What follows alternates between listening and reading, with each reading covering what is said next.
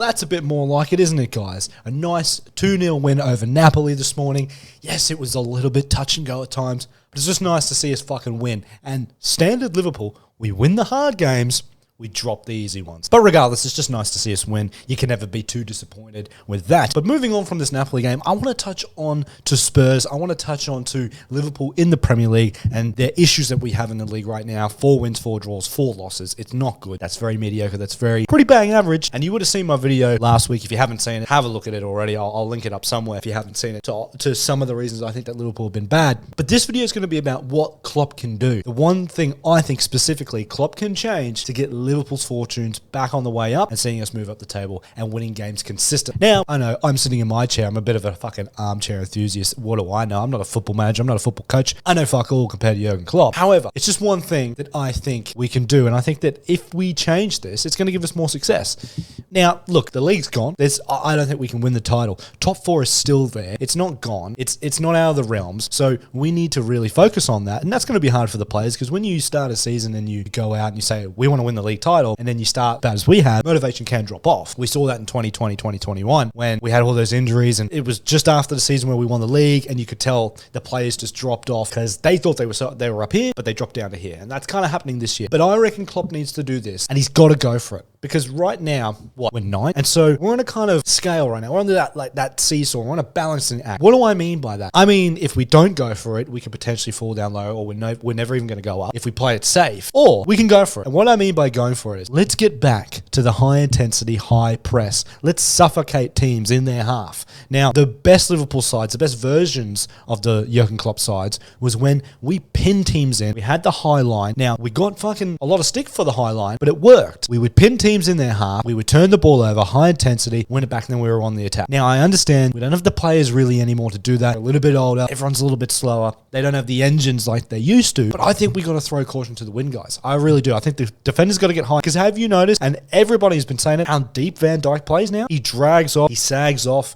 Now, that might be because he's a little bit older himself. He's maybe not as fast as he used to be, but agile. He's obviously had that knee injury. Maybe he's not as agile and he can't adapt to the game as much as he used to. So that could be a reason to why he's dropping off. But I think if Liverpool want to change their fortunes and Klopp wants to change his fortunes, I think he's got to stop being so passive. Let's get in there. Let's press it. Let's throw caution to the wind. Let's lose the game. I'd be happy to lose the game being right in their half. I would be happy, content to be right in there. We're pressing, and then they catch us on the counter. I'd be happy with that. Because then at least we're fucking trying. The way we're losing games at the moment is this kind of woeful attack, and then they're getting one counter-attack, and the defense just isn't good enough, and they're making mistakes and they're scoring. Like, it's different when you're all on the offensive and you can't put them away. At the moment, we're just not good defensively. And then the final thing for me, and I know he's trying to play this safe. He doesn't want to burn him out. He doesn't want another injury, because if we lose him, then we got no one. But for me, I think I've seen enough evidence now, and Bobby Firmino has been great this year, but for me, Darwin Nunez has to start every single game. Now, you might be thinking, that's crazy. What are you talking about? Bobby's been in elite form. He has. But Darwin Nunez has played 14 games and scored 7 goals. Like, let's not get this twisted. Mo Salah scored 8 in his first 13 for Liverpool. Nunez scored 6 in his first 13. And he hasn't played as much. Now, he's been, given so much stick. He's not as good as Haaland and whatever. He isn't as good as Haaland. That's not even a debate. He was nowhere near him when Haaland was in Dortmund. So the comparisons there are kind of stupid. I actually think Darwin Nunez is extremely talented. Just watch Nunez as a whole. Don't even think about other strikers. Don't even. Just watch him. I think he's extremely talented. Yes, his finishing at times is a bit average and he gets himself into great positions and doesn't finish it. But his raw ability, his pace, how he gets into positions, he gets into fantastic positions. You got to start playing him every week, end of. If you don't play him, it's going to hurt us. Because every time he does play, he looks good. He looks threatening. He looks dangerous.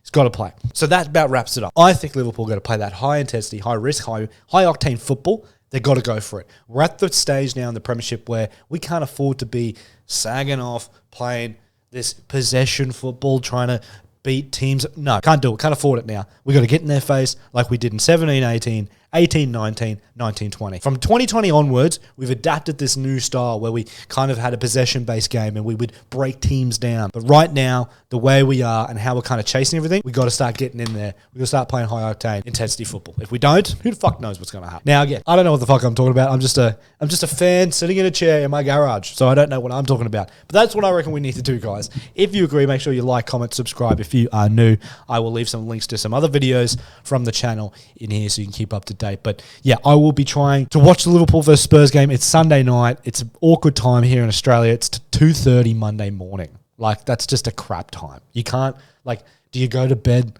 early and try to wake up, or do you stay up? It's horrible. It's a terrible time. So usually I try to stream games. Our link for Twitch will be in the description down below. Make sure you check that out. I usually live stream, but I can't do that. That's just a ridiculous time. But anyway, guys, I think Klopp can turn it around. I really do. I believe that he can turn it around. The guy has been the best manager for us for the last 30 years.